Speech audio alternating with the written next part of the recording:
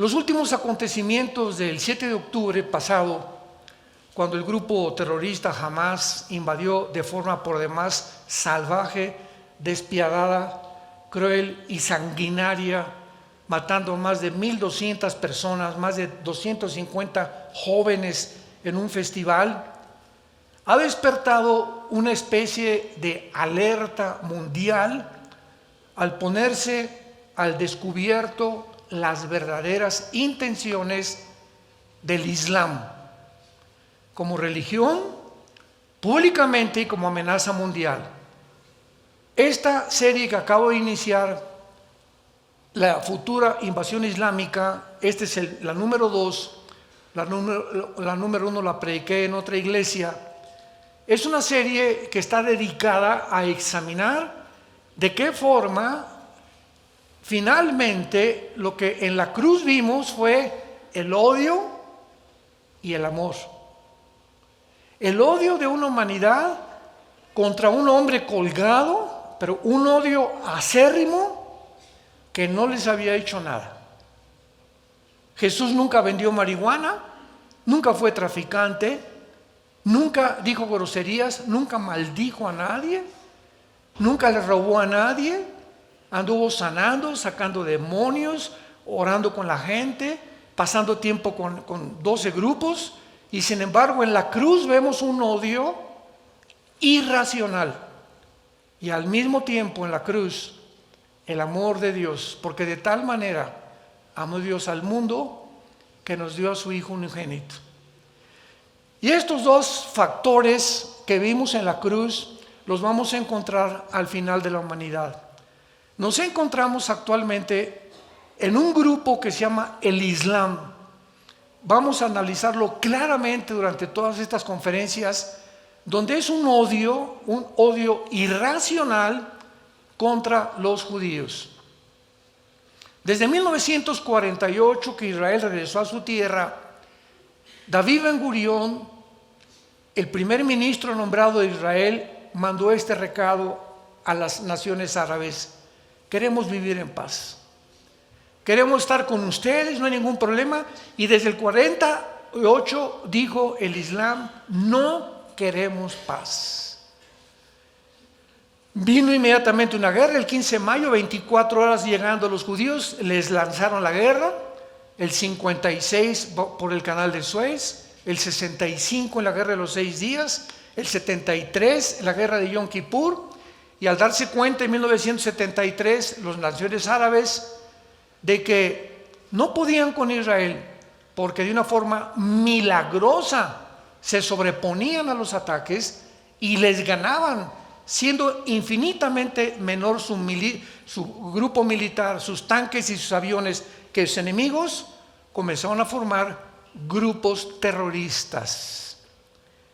Y desde hace más de 75 años, todos los ataques terroristas, sin ninguna excepción en el mundo, han sido por el Islam, por musulmanes radicales que odian a la sociedad occidental, odian al cristianismo, odian los preceptos contenidos en este libro, en las Sagradas Escrituras, de ética, de moral, que a través del judaísmo Dios le entregó al mundo.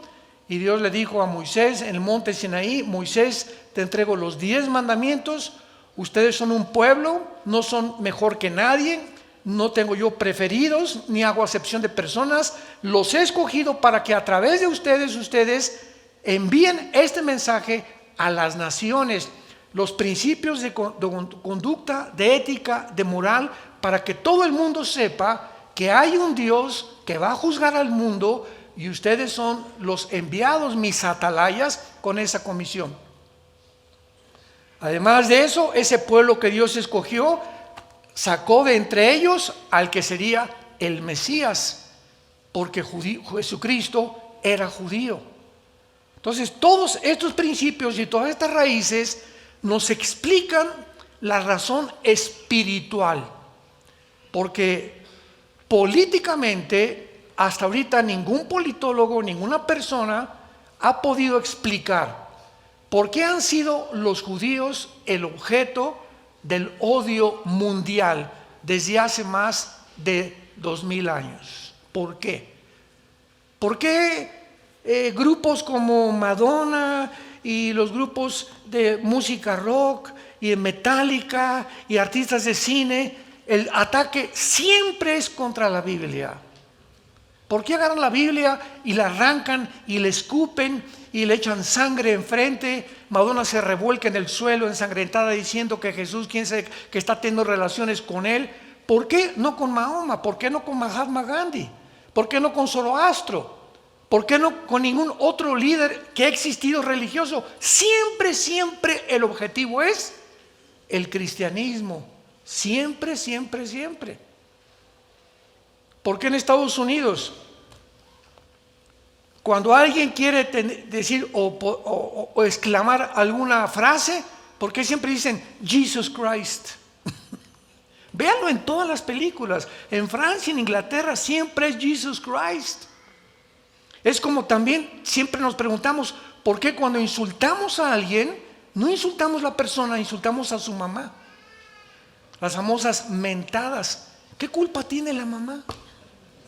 ¿Qué culpa tiene la mamá para decirle tal, verdad? ¿Por qué? Porque es el objeto de donde tú veniste y donde yo llegué, las mujeres. Hay un odio contra las mujeres. Y lo vemos en todas las maldiciones, en el mundo entero, es contra las mamás. Qué cosa tan irracional, ¿verdad? Todo esto tiene que tener una causa y una explicación. Y en la Biblia lo podemos entender. Durante bastante tiempo el Islam ha argumentado mundialmente, pero de manera engañosa, que los palestinos anhelan una patria, un estado dentro del Estado de Israel, y que Israel los ha oprimido por muchos años. Y hace una semana el colmo de los colmos llegó hasta arriba, cuando el país de Sudáfrica, que no es coincidencia, el presidente de Sudáfrica es íntimo amigo del líder de Hamas. Son compadres. Entonces, esa nación de Sudáfrica demandan ante la Corte Internacional de Justicia en La Haya, en Europa, a Israel por genocidio. La Corte Internacional de Justicia fue formada después de la Segunda Guerra Mundial y son de 15 a 17 jueces de todas partes del mundo. Pues las leyes del genocidio dicen claramente lo siguiente: para que sea genocidio o para que alguien sea culpable de genocidio, de acuerdo a la estipulación de las leyes internacionales de la guerra, tiene que haber la intención previa de liquidar, exterminar algún grupo racial, algún grupo religioso o por fines políticos. Entonces, se le acusa a Israel al entrar a Gaza de genocidio, cuando la intención de ellos jamás ha sido exterminar al pueblo palestino. Entraron y lo anunciaron al mundo: vamos a vengar y a encontrar a esos animales que le sacaron los ojos a los bebés enfrente de los papás, que quemaron vivos a las mamás enfrente de los papás, que incendiaron, que mataron a más de 200 jóvenes, que se llevaron de rehenes a niños de 8 meses, ancianos de 80 años. Esos animales tenemos que, toda nación tiene el deber de defenderse y de impedir que vuelva a suceder. Esa es la ley y la responsabilidad de cualquier gobierno. Entonces fueron por ellos y anunciaron antes de entrar a Gaza, 2 meses, casi meses, vamos, con periódicos que mandaron por todos y panfletos que los helicópteros derrabaron por todo Gaza: por favor, sálganse y vayan hacia el sur, hacia el norte, hacia Egipto, para que puedan escapar. Ahí Egipto les va a proveer un lugar para el asilo. No queremos matar civiles. Nunca hubo la intención de matar, pero cuando entró el grupo de Hamas a Israel, ellos iban con la intención de no dejar a nadie vivo. No solamente eso, de torturarlos. Niños de 8 meses llegaron con un desatornillador y enfrente de sus papás le sacaron con el desatornillador los ojos a los bebés, mientras los papás estaban amarrados, y los obligaron a presenciar cómo torturaban a los bebés enfrente de ellos. Ni en el Holocausto ni los nazis se ha visto cosa semejante. Nunca en la historia se ha visto tanta crueldad, tanto odio. Eso es genocidio. Y todavía de cínicos. Ahora no somos las víctimas, los acusamos, gracias a Dios. Para no ser el cuento largo, todos ustedes lo saben, la Corte Internacional de Justicia dictaminó antier que no fue genocidio, que no podía llenar las características del genocidio. Le dieron algunas advertencias a Israel, que eso anduviera con más cuidado, etcétera, etcétera. Pero en todas las guerras y revoluciones de la historia ha habido víctimas de civiles. Pero lo han usado, vuelvo a repetir, para inspirar ahora ellos compasión y victimizarse ante el mundo entero. Y lo que tú oyes, lo oíste de los periódicos, lo oíste por acá. Hace poco hicieron una entrevista a todas las manifestaciones que hubo en Francia, en Alemania, y ves, no, desde el río hasta el mar, libertad a los palestinos. Y se acercan los reporteros.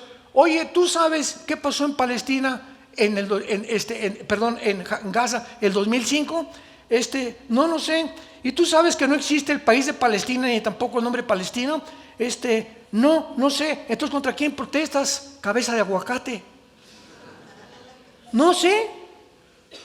Oiga, ¿y usted por qué vota por ese candidato? Pues porque está a favor de los pobres. ¿Y no has visto todo lo que ha hecho? No sé, pero me dieron una cachucha y un guante y una bolsa de lonche para que votara por él. Este es el mundo que vivimos, un mundo manipulado. Siempre que ves una manifestación, pregúntales a los que van, oye, ¿contra qué estás manifestando? No, chepo. Pues me invitaron a que formara aquí, ¿verdad? Hay un líder, etcétera, etcétera, e igual. ¿Y tú sabes qué hicieron los judíos? O sea, ¿tú tienes odio a los judíos? Pues sí, ¿por qué? Porque son judíos. Jesús, María y el burrito que los acompaña. Vivimos un mundo, abre los ojos, vivimos un mundo irracional. Un mundo de psicópatas, un mundo de locos verdaderamente. Sin embargo, todas estas mentiras, ¿verdad?, han sido aceptadas como verdaderas por millones de personas desinformadas de la verdadera realidad. Yo les suplico, les ruego, les pido que oigan la última serie que acabo de predicar, El caos en el Medio Oriente. Fueron 9 conferencias. La encuentran ustedes en YouTube. Son 9 conferencias que di explicando detalles, fechas, exactamente, porque no quiero más perder el tiempo con eso, lo que pasó en Gaza, lo que pasó el 7 de octubre, qué dicen los diccionarios de los genocidios, del apartheid, qué es esto, por qué se les acusa de esto, etcétera, etcétera. Claramente todo para que pueda el mundo darse cuenta de la verdad. Y ustedes como cristianos, abran los ojos y no te dejes llevar por tu amigo en la secundaria o de la preparatoria o tu amigo médico que no saben nada ni siquiera de lo que están hablando. No, sí es cierto, los judíos y esto y el otro y por aquí y por allá. Cállate la boca. ¿Sabes los antecedentes que hay detrás de todo esto? Antes de poder ni siquiera expresar tu opinión. Abstengámonos de hablar barbaridades cuando ni siquiera tenemos el conocimiento claro de los verdaderos acontecimientos. ¿De dónde viene realmente toda esta mala información que continúa engañando a millones de personas en el mundo de los medios masivos de comunicación? ¿De dónde tuviste esto? Lo que dijo CNN, lo que dijo la charrita del cuadrante, lo que dice esta estación, lo que me dijo mi maestro, lo que me dijo mi amigo de la secundaria y mi preparatoria. Y esto es a lo que yo me enfrenté hace 48 años. Tengo 48 años de predicar el Evangelio. Yo antes de predicar el Evangelio era ateo en mi juventud, pertenecía al Partido Comunista Mexicano, convencido totalmente de la dialéctica materialista hegeliana, de la dialéctica de Marx, etcétera, etcétera. Cuando por primera vez me confrontó un cristiano y me dice, ¿tú sabes realmente quién era el Che Guevara que tienes arriba de tu cuarto? ¿Tú sabes realmente que ninguna revolución armada mediante el comunismo puede funcionar?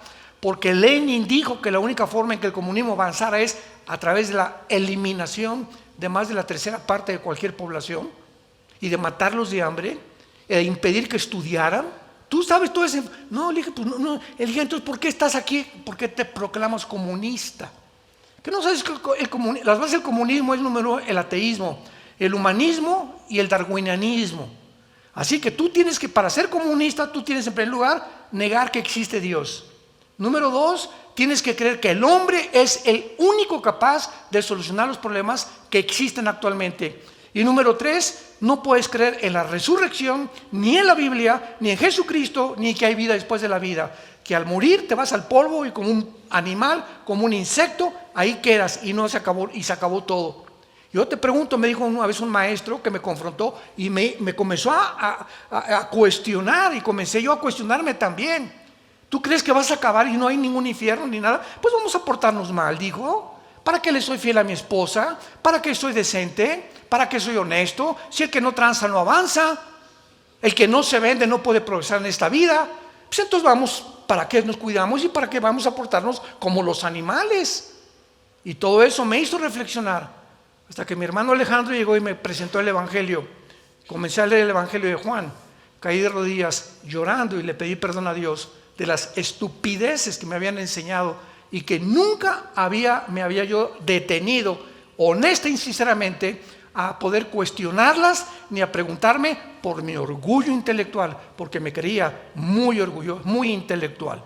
En esa época, si eras comunista, eras intelectual, eras cristiano, eras un tonto, porque así nos tachaban: los cristianos son unos tontos. Veamos nosotros que podemos argumentar y concluir que así como en las generaciones anteriores fueron engañadas, todas las generaciones han sido engañadas con diferentes ideologías. Por ejemplo, el siglo XX pasado fue engañado principalmente con el ateísmo y con el comunismo.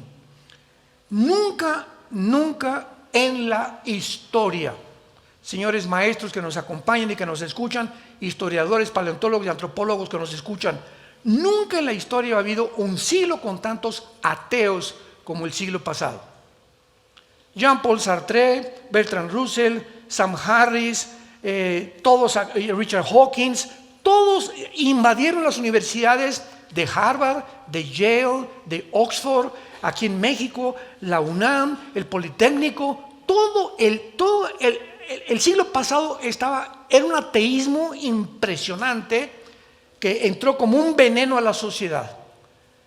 Y fue precisamente en los 70s del año pasado cuando nosotros nos convertimos y comenzamos yo comencé a investigar, ¿verdad?, realmente las filosofías, y comenzamos a hacer desayunos desafiando la intelectualidad del comunismo, del humanismo, del darwinianismo, en desayunos en el Hotel María Isabel Sheraton. Y de repente los desayunos eran la filosofía del comunismo, se llenaba el desayuno. La verdad de la psicología y el darwinianismo en comparación con la Biblia, se nos llenaban los desayunos.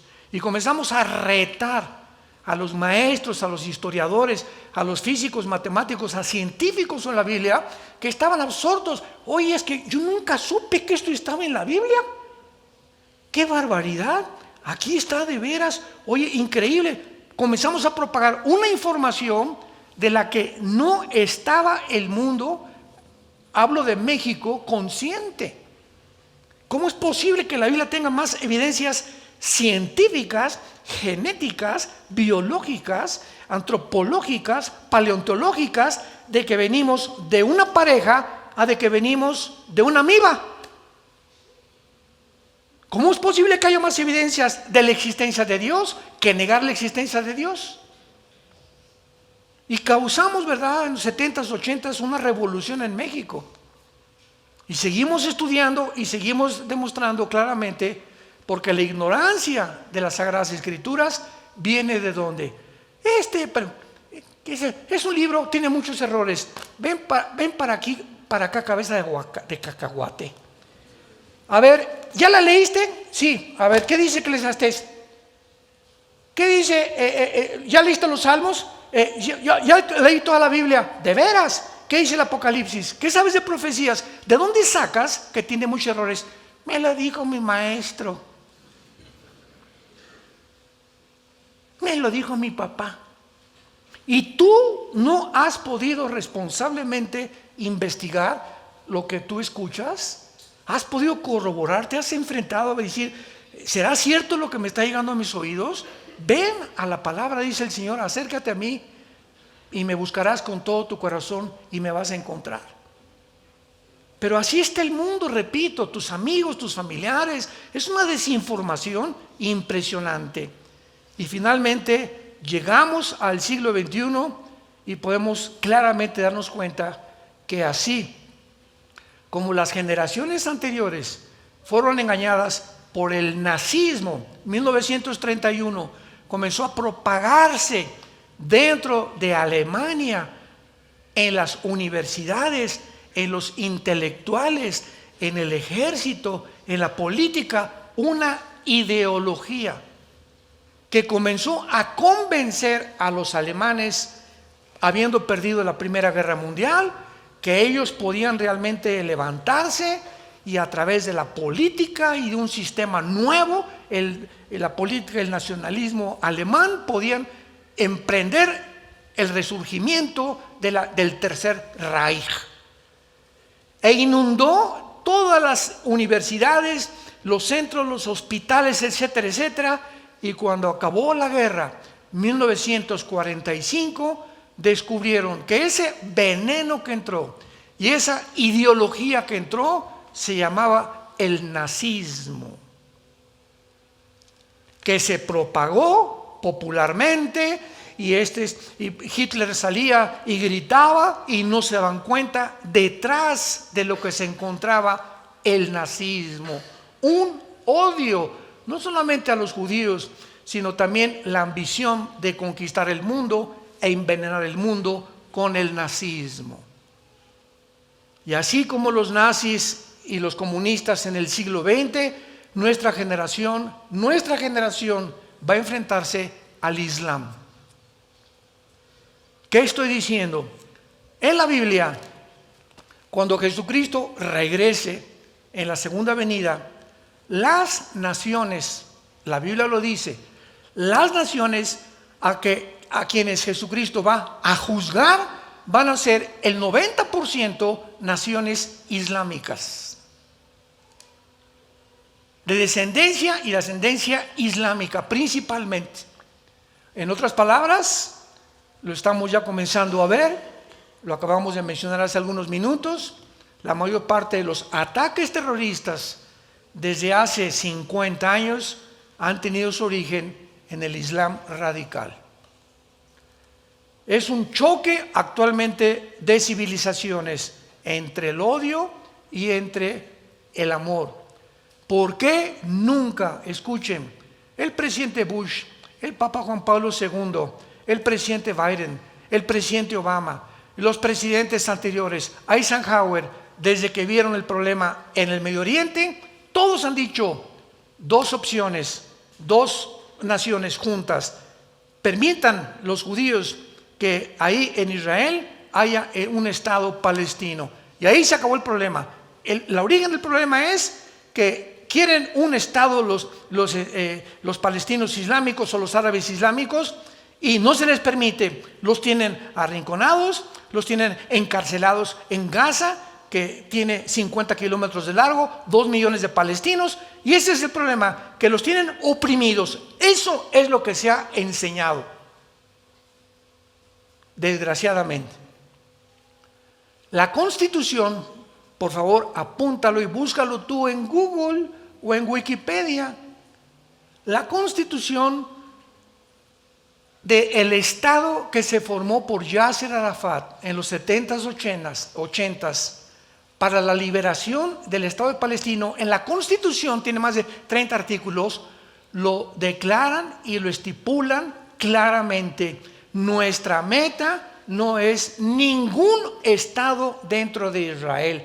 Nuestra meta es la exterminación del Estado de Israel y matar a todos los judíos. Mientras tú pienses así, ¿cómo te voy a dejar meter a mi casa? Mi vecino me acaba de decir, ¿sabes qué, Armando? Que tengo como meta matarte. ¿Me invitas a tomar café? Por el amor de Dios. Y los demás vecinos, ay, Armando, no deja meter el café, pobrecito, le está pidiendo que quiere ser su amigo. No es cierto, porque su verdadera intención no es el café. Él me dijo que me quiere matar. Entonces yo nunca podré abrir mi casa a una persona con esas pretensiones, por el amor de Dios. Esto es lo que impide que pueda jamás, hasta que Cristo venga, este odio no se va a acabar. Es una guerra entre odio y entre la incivilización y la civilización. Es un choque de civilizaciones. El choque que estamos presenciando actualmente en el mundo no es un choque de religiones o de civilizaciones, es un choque entre dos eras opuestas, el Oriente con el Occidente. Es un choque entre una mentalidad que pertenece a la Edad Media y otra que pertenece al siglo XXI. Allá piensan que las mujeres no sirven más que para acostarse y para hacer la comida.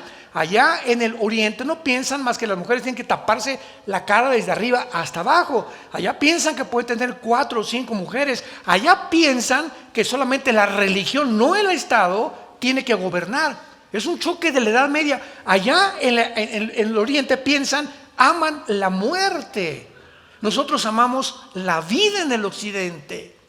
O sea, para ellos ponerse bombas y aventarse y matar a 15, 30, 50 personas, lo están esperando 72 vírgenes en el cielo con Alá. Ellos aman la muerte, quieren morir. ¿Cómo puedes enfrentarte a algo a alguien, un enemigo que ama morir, que está esperando que realmente puedan morir por causa sagrada del Corán? Es un choque entre la civilización y el atraso, y lo civilizado y lo primitivo, entre la barbarie y la racionalidad. Vemos lo que hicieron ahí el 7 de octubre, fue una barbarie.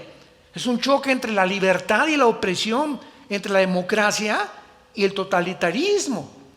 Por causa de que Israel es la única nación en el Medio Oriente, es la única democrática, dicen los musulmanes, estos no tienen ni nuestras tradiciones, ni nuestra cultura, ni nuestra religión, ni nuestra percepción del mundo, ni nuestra cosmovisión. No pueden vivir en medio de nosotros. Tenemos que echarlos al Mediterráneo. Jamás lo vamos a aceptar en medio de nosotros, porque son diferentes a nosotros.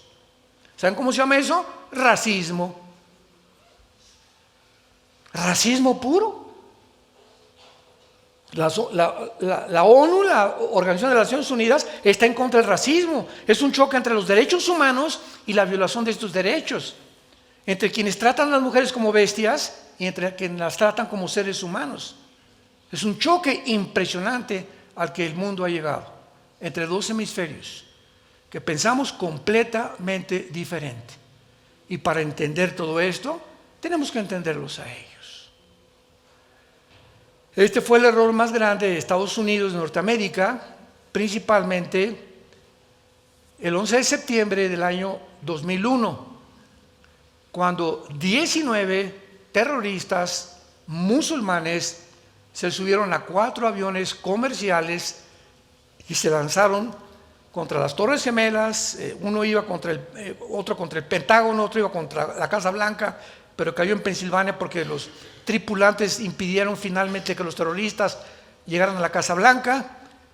Y desde ese tiempo el presidente Bush ideó algo, George Bush hijo, y dijo, ya nos dimos cuenta que el Islam nos odia, que van a hacer lo imposible por acabar con la cultura occidental. Y ahora pues vamos a declarar la guerra al terrorismo y vamos a tratar de convertirlos a nuestras democracias y a nuestra cultura. Un error gravísimo. Nunca, nunca, nunca estas naciones, ¿verdad?, monárquicas, que son gobernadas casi siempre por reyes y por dictadores, nunca van a pensar como nosotros. Y cuando nosotros queremos forzar a alguien de otra cultura, de otra tradición, de otra religión, que piense como nosotros, va a haber un choque, va a haber una confrontación, va a haber tensión.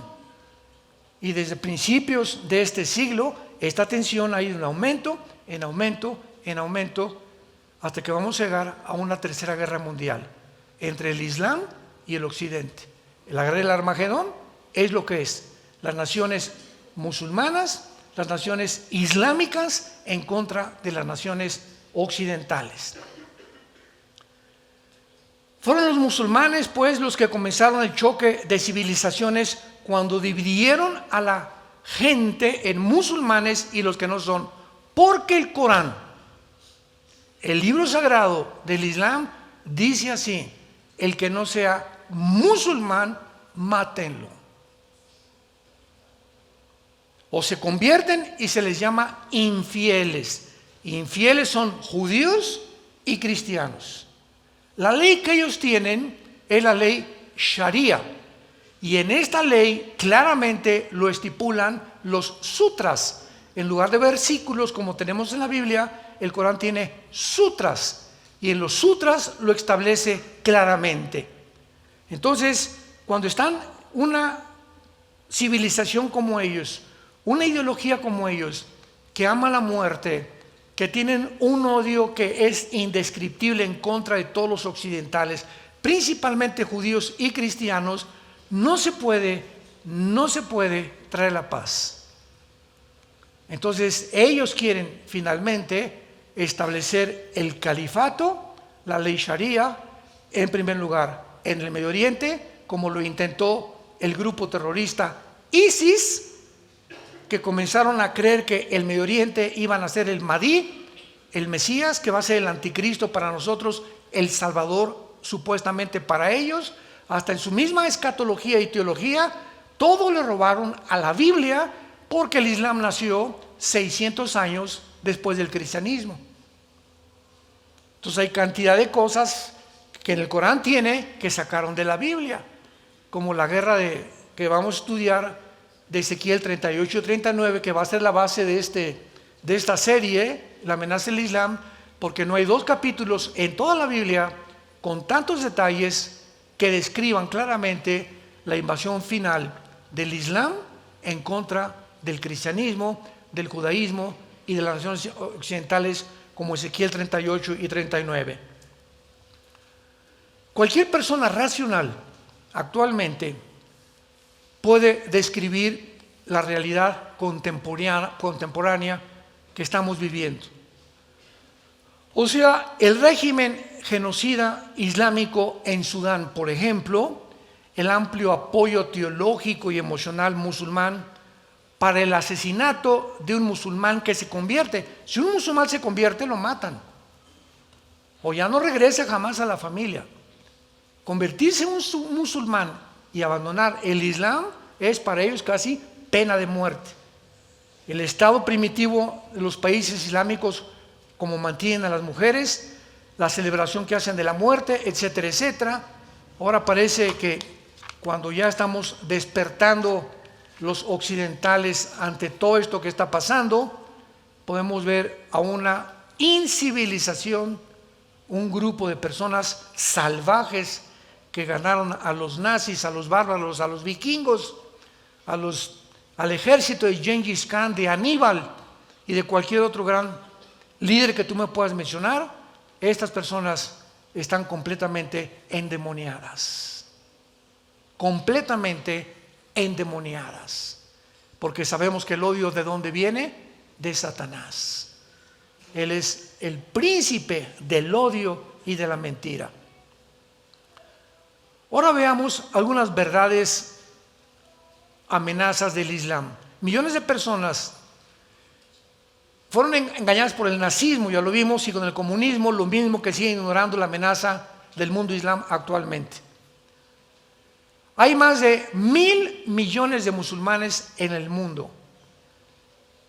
Y si solo de estos 1.000 millones, escuchen estas estadísticas, si solo el 10% creen en el Islam de Hamás, los talibanes, el régimen de Sudán y la yihad islámica, la invasión de mezquitas en Londres y Hezbollah, es difícil creer que solo 1 de cada 10 musulmanes apoye cualquiera de estas ideologías, lo cual significa un verdadero enemigo de por lo menos 100 millones de personas. En el caso que el 90% del Islam se convirtiera. Síganme con mucho cuidado. Este gran número de seres humanos que tratan de destruir la civilización moderna representan una amenaza sin precedentes. Nunca la civilización había tenido que enfrentarse a un número tan elevado, ni los nazis que pudieran destruirla. Los nazis nunca dijeron, eres nazi o te mato. Simplemente, eres judío y te mato.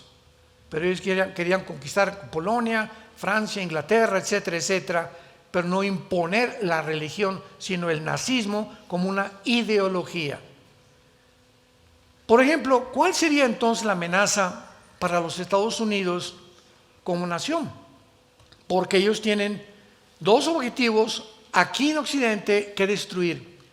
Ellos tienen en su mente, si no destruimos Estados Unidos, no podemos acabar con Israel. Porque hasta este momento Estados Unidos ha ayudado a Israel. Aunque sea hipócritamente, como lo hace Joe Biden actualmente, porque es un hipócrita este presidente, ayuda a Hamas y también ayuda a Israel, y así está entre dos. O sea, es una persona sin convicciones, aún como tú lo quieras describir, está ayudando a Israel todavía. Entonces, para ellos, el Medio Oriente no puede existir hasta que Israel desaparezca. Además, ellos saben que el petróleo es el factor común denominador que va a determinar la finalidad de la humanidad, porque el que controla el petróleo, ahorita Rusia controla el 65% del gas que llega a Europa. Por eso Putin amenazó, ¿verdad? Le cierro la llave a Europa y no me la hagan de tos. Me pueden cancelar mis cuentas de SWIFT y mis transferencias internacionales de dinero y me pueden quitar los bancos, pero yo tengo el gas. Y eso fue el error más grande que cometió el presidente de Estados Unidos al sugerirle a la Unión Europea que los castigara económicamente como sanciones por haber invadido Ucrania, que nunca funcionó ese problema, ese plan. Tomemos un número y un porcentaje para estimación. Por ejemplo, en Estados Unidos hay 4 millones de musulmanes. 4 millones de musulmanes. No veo que nadie tome nota, pero pues es que eres muy inteligente. Y a menudo se nos dice, ¿verdad?, que casi todos los ciudadanos respetan la ley en Estados Unidos. Asumamos que este porcentaje es incluso tan alto como un 99%, lo cual dejaría el 1% que se dedicaran a la yihad.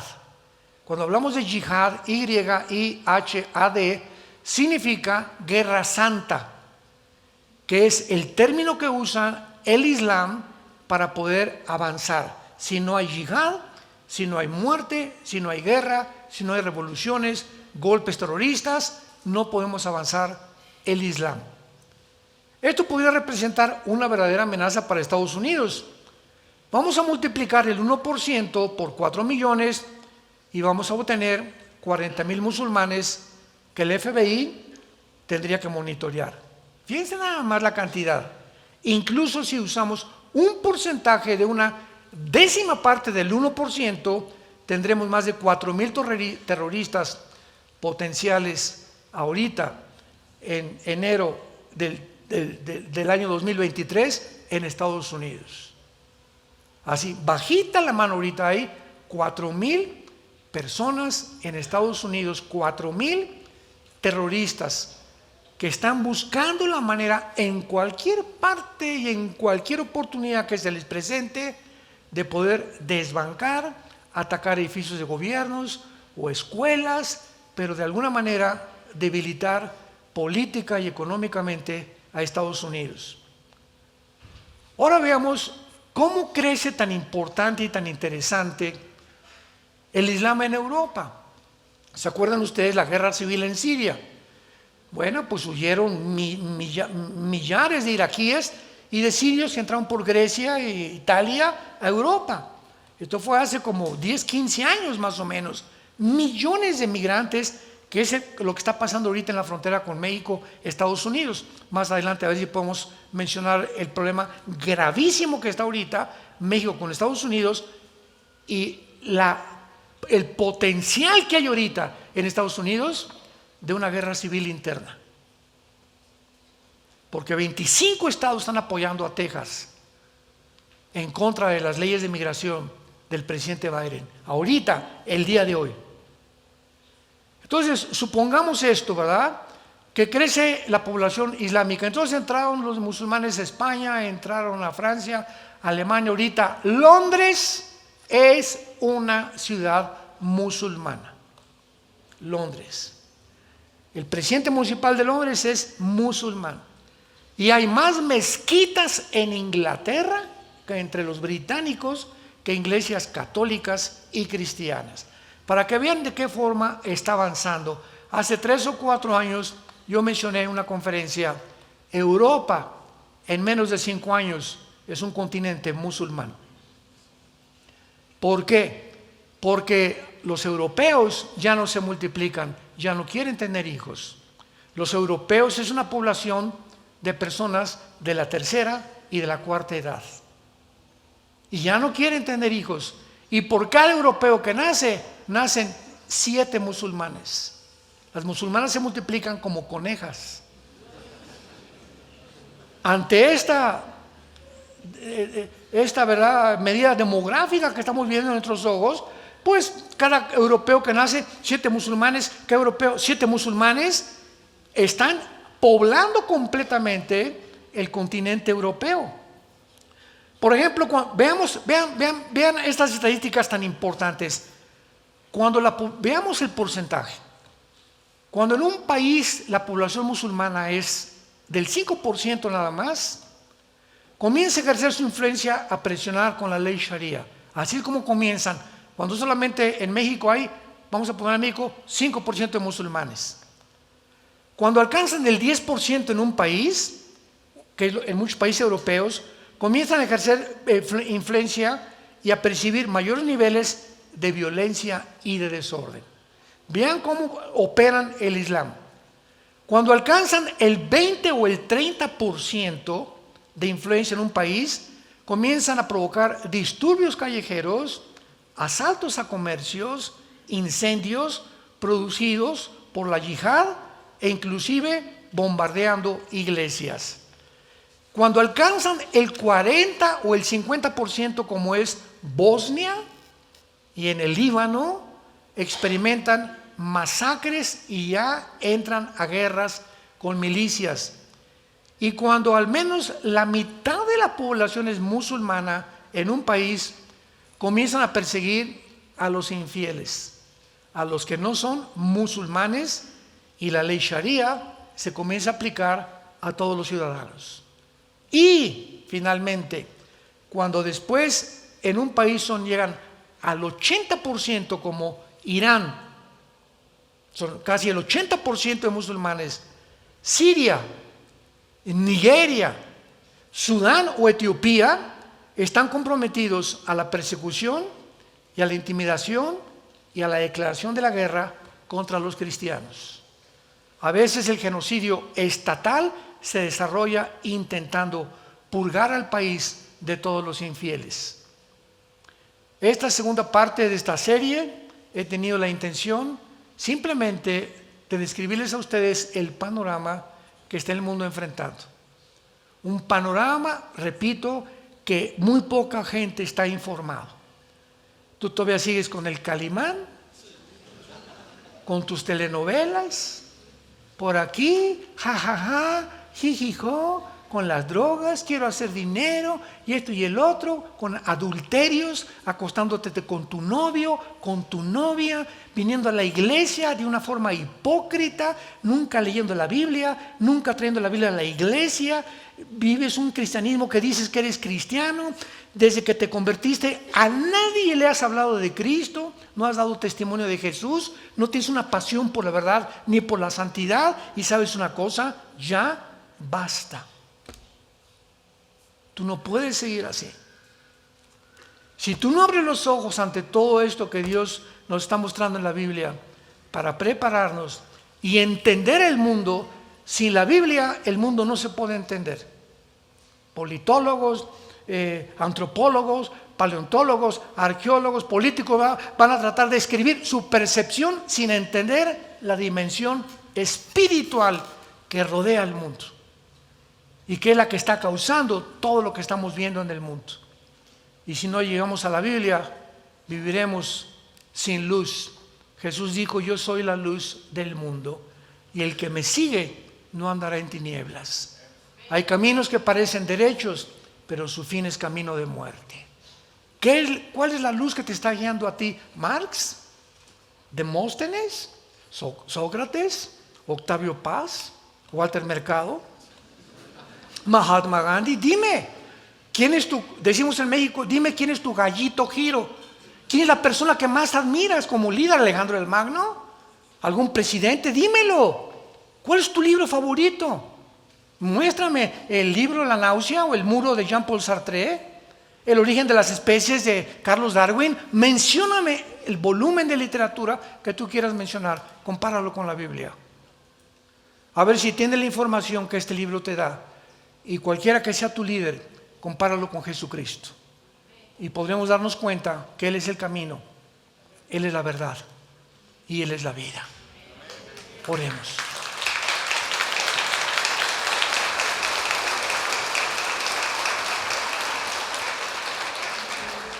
Bendito sea el Dios y Padre de Jesucristo nuestro Señor, que nos hizo renacer para una esperanza viva desde que oímos y recibimos la gracia de Dios en verdad. A causa de la esperanza que está guardada y reservada para nosotros en los cielos, y de la cual hemos oído mediante la predicación del Evangelio verdadero, de la gracia del Hijo de Dios, el Señor Jesucristo, que fue crucificado, enterrado y resucitado a los 3 días, y que ha bajado al mundo hace 2000 años para decirnos: y este es el testimonio, que Dios nos ha dado la vida eterna. El que tiene a su Hijo tiene la vida. El que no tiene a su Hijo, aunque tenga una religión, no tiene la vida. Y tú en esta mañana necesitas tener la seguridad de la vida eterna. ¿Qué puedo hacer?, me preguntarás, para asegurarme esta mañana. Para hoy regresar a mi casa en este día, y el día que me sorprenda la muerte, no me importa en qué circunstancias, morir en paz, porque he hecho la paz por medio de lo que Cristo hizo en mi lugar en esa cruz. Dile a Dios con todo tu corazón: perdona mi vida, Señor. Ya estoy cansado de la vida tan vana, tan hueca, sin propósito ni sentido que he vivido. Creo que en esa cruz abriste tus manos y pagaste con tu sangre preciosa por mis pecados. En este instante te pido que entres a mi corazón. Te recibo, Señor Jesús. Entra como mi Salvador y mi Señor. Dame esa paz que necesito, ese perdón de pecados. Libérame de esta conciencia culpable que me atormenta, de mi vida pasada, con la información que me has dado, que mis pecados los has perdonado y que ahora soy una nueva criatura delante de ti.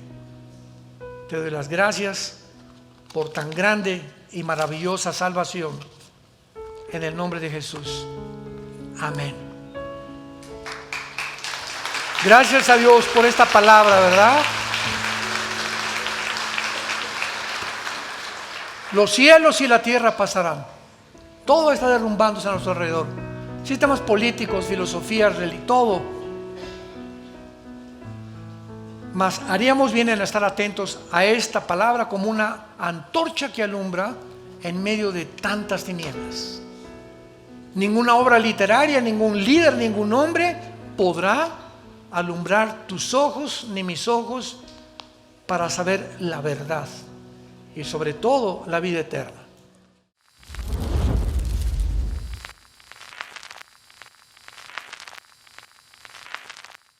¿Qué tal? Me da muchísimo gusto saludarles y quisiera simplemente comunicarles que gracias a todos ustedes a través de todas las naciones en el mundo que aman la palabra de Dios y que realmente están interesados en que nosotros como organización Vida Nueva para el Mundo continúe predicando el Evangelio de la gracia de Jesucristo, podamos nosotros continuar haciéndolo gracias a sus donaciones.